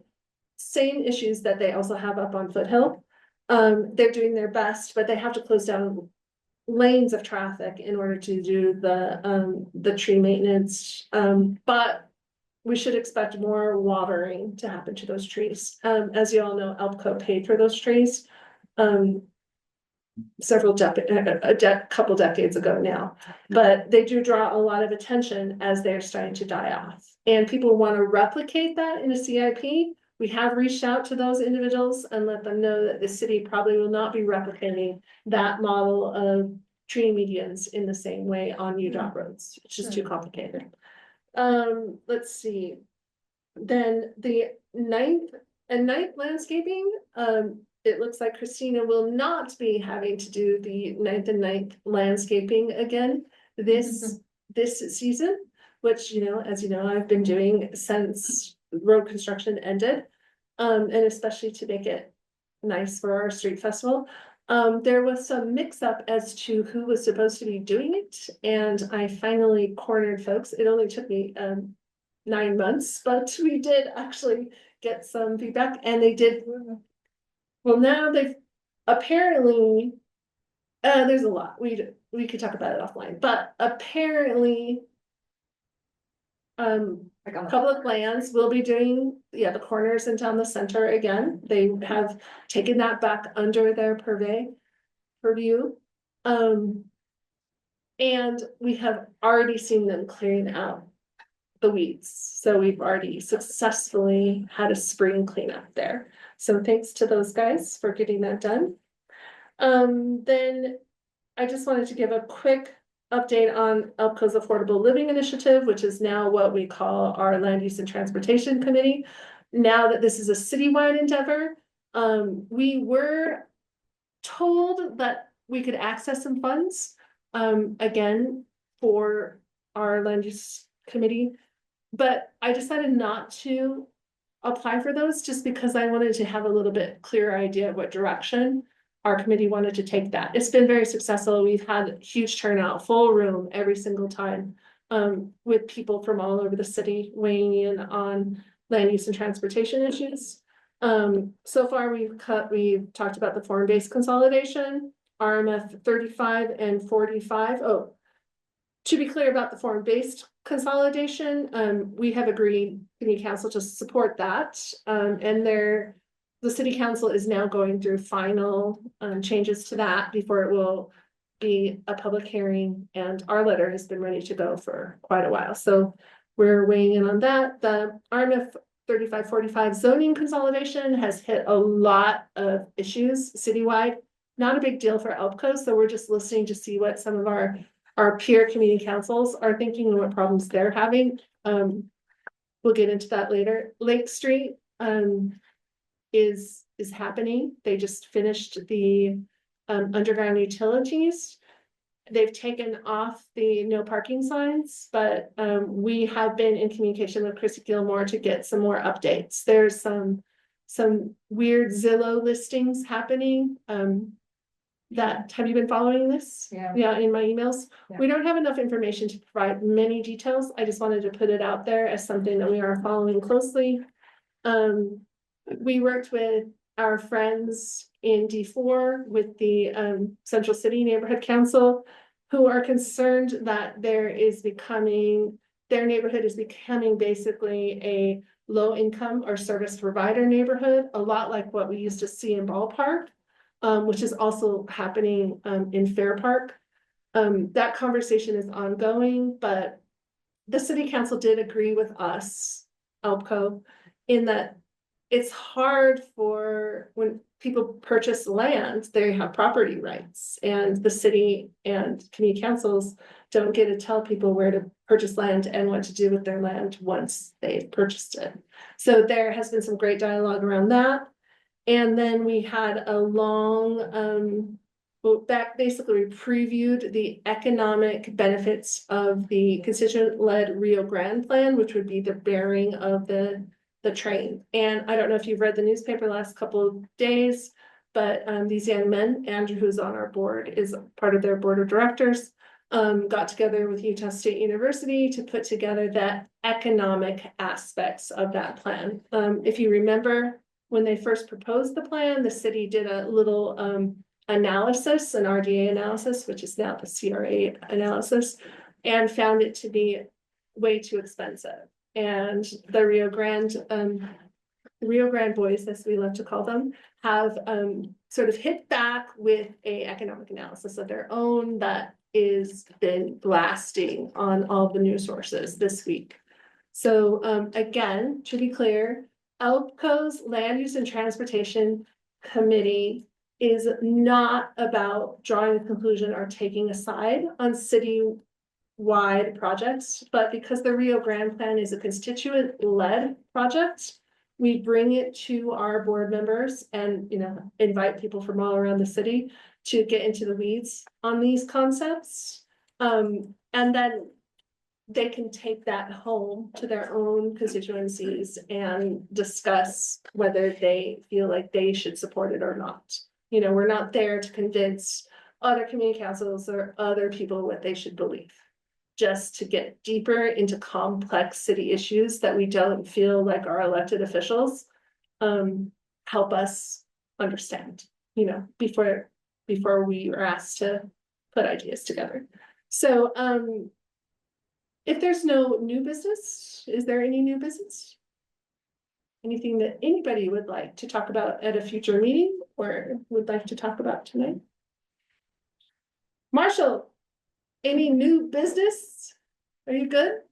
Okay. All right, then we are going to adjourn this meeting, and thank you all for attending tonight. Thank you. Thank you, Priscilla.